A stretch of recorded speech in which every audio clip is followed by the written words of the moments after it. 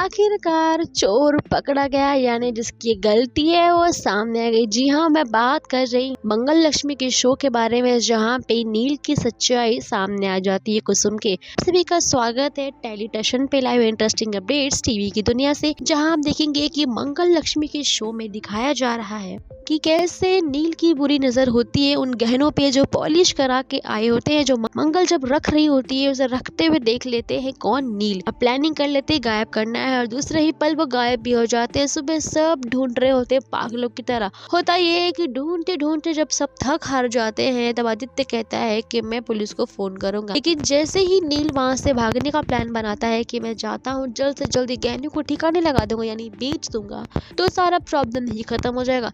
लेकिन जैसे ही वो जैकेट पलटी करते, जैकेट से एक ईयररिंग नीचे गिरती है जिसको कुसुम देख लेती है। अब कुसुम सब समझ जाती है कि शायद ये सारी चोरी नील ने की है, और नील भी इशारे में कान पकड़ के माफी मांगने की एक्टिंग करते हैं। तभी कुसुम रोक देती है आदित्य को पुलिस के पास जाने से और कॉल करने से भी। आदित्य कहता है कि अगर हम कंप्लेन नहीं करेंगे तो प्रॉब्लम सॉल्व कैसे होगी। अब कुसुम कहती है मैं भूल गई थी, वो सारे गहने मैंने ही बैंक में जाके जमा करवा दिए हैं लॉकर में। आदित्य कहता है माँ, हम 2 घंटे से सब कुछ ढूंढ रहे हैं, आप तब क्यों कुछ नहीं बोली। कुसुम जी कहती है आदित्य मैं भूल गई थी, मेरी उम्र हो गई है, मुझे ध्यान में नहीं आया था। आप कह रही हूँ ना कि मैंने रख दिए, चिंता वाली बात नहीं, अपने अपने सब काम करो। मंगल कहती है कि आप सुबह से घर से बाहर नहीं गई हो, ऐसे कैसे, आप कब रख के चले आई। पर कुसुम जी कहती है मैंने कह दिया ना कि मैं रख के आई, इतने सवाल क्यों कर रही हो मुझसे। होता यह है कि यहाँ तो मामला ठीक हो गया, लेकिन जब कुसुम नील को डांट रही होती है, समझा रही होती है, तो नील झूठ कहते हैं कि वो पैसे निकाल कर, यानी गहने को बेच के जो पैसे मिलते हैं उसका यूज वो अपनी वो माँ के लिए करेंगे जो फिलहाल एडमिट है, जिसके साथ जिंदगी बिताई है। मानता हूँ सच्ची माँ नहीं है, सगी माँ नहीं है, लेकिन है तो माँ ही। उसे बचाने के लिए मुझे पैसे चाहिए थे, जिस वजह से मैंने ये गहने चुराए। कुसुम सपोर्ट भी करती है, लेकिन सारी बातें सुन लेती है सौम्या। सौम्या चाहती है कि नील की पोल पट्टी सामने आए, लेकिन ये बात मंगल लाए। अब प्लानिंग तो कुछ और चल रही, लेकिन होता यह है कि जब मंगल कपड़े धुलने जा रही होती है तो नील की जींस में से उससे मिलता है एक रसीद, जहाँ पे साफ लिखा होता है ज्वेलरी की दुकान वाले का नंबर भी, नाम भी, डेट भी और पैसे भी।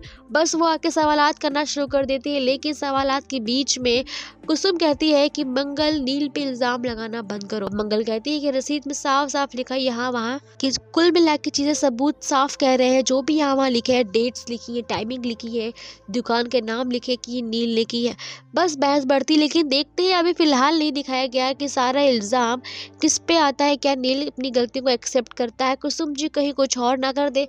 वेल दोस्तों, इंटरेस्टिंग पार्ट तो ये है कि एंड में दिखाया जाएगा कि कैसे जानबूझ के नील के रखे हुए सामान के ऊपर सौम्या पैर लगाती है और गिरने की एक्टिंग करती है और चोट भी लगती है। लेकिन सारा इल्जाम जब आता है, यानी नील पे आएगा, जहाँ पे होगा कि वहाँ पे ये सामान को इतने केयरलेस तरीके से कौन रख के चला गया है, लेकिन मंगल वहाँ सारा इल्जाम अपने सर ले लेती है और ये चीज़ नील देखता है, उसकी आंखें भर आती हैं। हो सकता है मंगल के इस जेस्चर से नील खुश हो जाए और शायद अपनी माँ को प्यार करने लगे और शायद सुधरना शुरू कर दे।